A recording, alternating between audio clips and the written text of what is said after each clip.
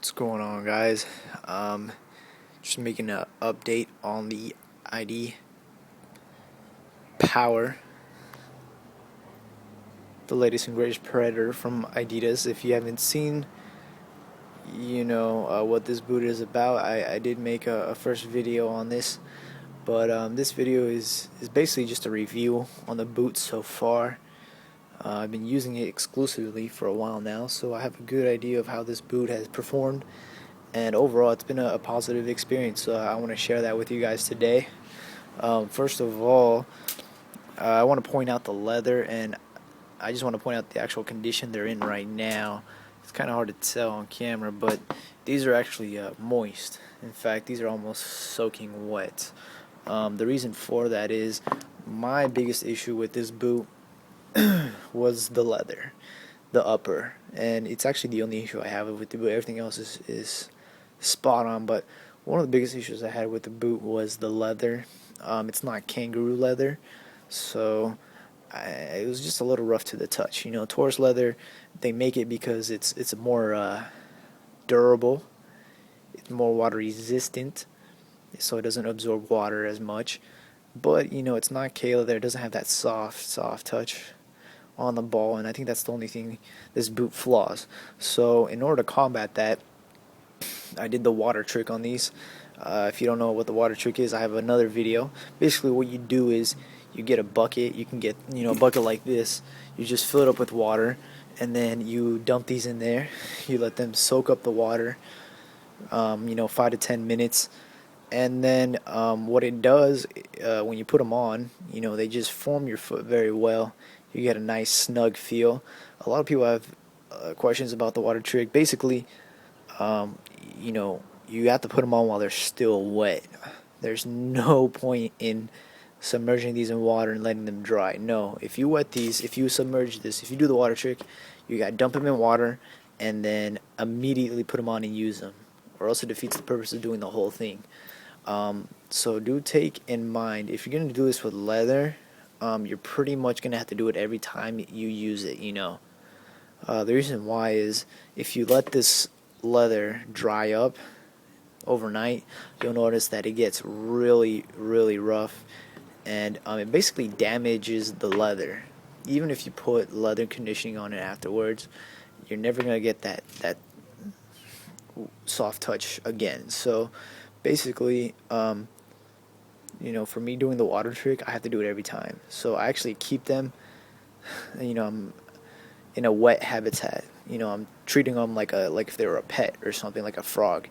Once you submerge them in water, you're pretty much doing that every time you use them. So just a little heads up, if you are going to do the water trick with these, you gotta realize that you're gonna have to do it every time. And I never completely let the boot dry, so I don't know if that's a bad or a good thing, but it works for me because it keeps the leather very soft, very supple, and it makes a tighter feeling on my foot. So that's just my trick. I don't suggest doing that, but that's just me. But it's really helped me through this process, especially in the summer. It's really hot out there, so having like wet shoes, some people aren't used to it. I really don't mind, so that's what I do with these every time. I submerge them in water. It keeps the leather really nice and soft. So besides that, a lot of people ask about the Predator elements, the rubber elements. Does it work? How's it working? This is a power boot. This is spine. Does it do anything? I'll be straight up honest with you guys. From the beginning, I never believed in shot shields and rubber elements and stuff like that. I think they're just a gimmick. It's just a placebo effect. You put on a power boot, you automatically start shooting better and stuff like that. I was never a believer of that. So, my shots with these are just as good, just as the same as if my leather ID0s. So I have a pair of leather ID0s that I also use, and my shots are exactly the same as these. I'm not going to get a better spin on the ball or stuff like that. Even though it has the rubber elements, it's not going to hurt. That's what I was saying earlier. It's not going to hurt if you do have rubber on the side. Obviously it's not going to not give it more spin, but like to really rely on it to give you more spin, more power, it really doesn't, you know. Um, the good thing about this rubber element, unlike other predators, that it's very flexible, so it's not like a big chunk of plastic over the boot. It actually does, soften up. It actually does form to your foot very nicely, because I know on other predators it might not be like this. This whole part is just like rock solid, but not on these. That's what I like about this rubber element, that it's flexible. It forms to your foot, so but that it actually gives you better shots and crazy spin on the ball, absolutely not. And that's something that, young people don't understand. They see a power boot and they automatically start shooting better.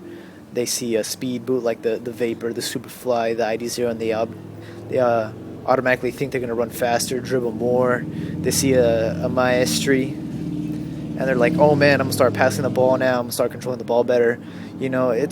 It's just the way marketing is, and at the end of the day, the most important thing is that you find a boot that fits you, that works with you, that feels good. So you're not limited to a choice just on the position you play. So that's what I try to tell people. But anyways, back to the boot.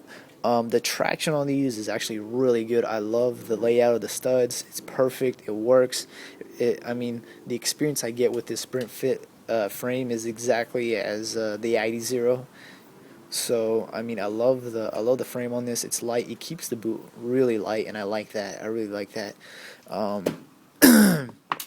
There's not much synthetic material on the boot except for the rubber elements here, the stripes on the side, and then the heel. So overall, you do get a good leather experience with this boot.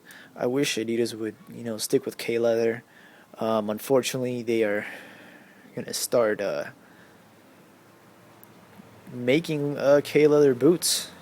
The latest ID Pure for next year, the ID Pure 11 Pro or some shit like that. It's gonna be Taurus leather just like this. So get used to it. Get used to Taurus leather. No more K leather. So I really can't think of anything else. The experience has been awesome. Because like I said, it's a lightweight boot, but it's a power boot. A lot of people ask me this or the leather ID0, because both are excellent choices. The leather ID0 is an amazing boot. It's thin, it's simple. It's a really nice boot. This one, it almost has the same experience, the same feel.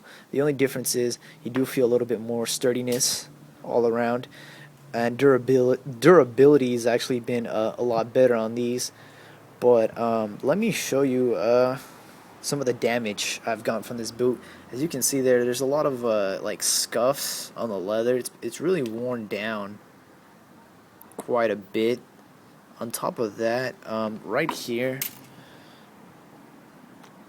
the front part that I was talking about on my other video, how it's nice that they put a little plastic so the point, so the front doesn't separate from the sole plate. It's actually worn down quite a bit. It's really hard to tell, but like this stuff is starting to separate pretty bad. I think my right boot has a little bit more. Yeah, my right boot is almost separated. So the problem with this is with these kind of boots is once it opens up, dirt and debris get in there, and then it just starts tearing away the leather from the sole plate. So people ask me if this is a durable boot, and right here too, it's separating. The heel from the leather is separating pretty badly. So I actually I actually expect this boot to be a little bit more durable than this, but it's okay. Adidas offers a 6-month warranty on their boots, but like I said, the scuff marks, all that stuff. But I have been wearing these exclusively for a while now, and it's expected from a leather boot. Obviously, a leather boot is not gonna be as durable as a synthetic, but I still prefer leather over synthetic boots. So I will make another video and I'll talk more in depth with the Adipower versus the leather ID0, because I know a lot of people are asking me that question, and both have their pros and both have their cons, but um, both boots, you can't go wrong with either one. The Adipower is an amazing boot. I really suggest trying it out, absolutely. And the leather IDs, or if you haven't tried it, you got to go out there and get some. There's no excuse. Both of them are good boots.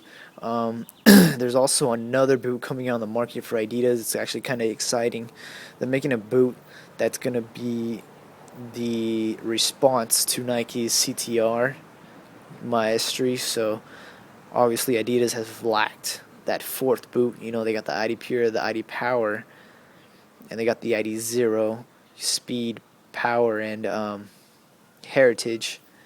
So now they're going to come out with a boot that's supposedly, supposed to be the response to the Maestri, so a control boot. And from the prototypes, from the pictures I've seen leaked out, it doesn't look too impressive because it's a synthetic material. It almost looks like an ID0, like a synthetic ID0, but with pads and stuff like that. So I'll keep you guys in touch with that. I've also seen leaked pics of the Adipower for next year. It looks impressive.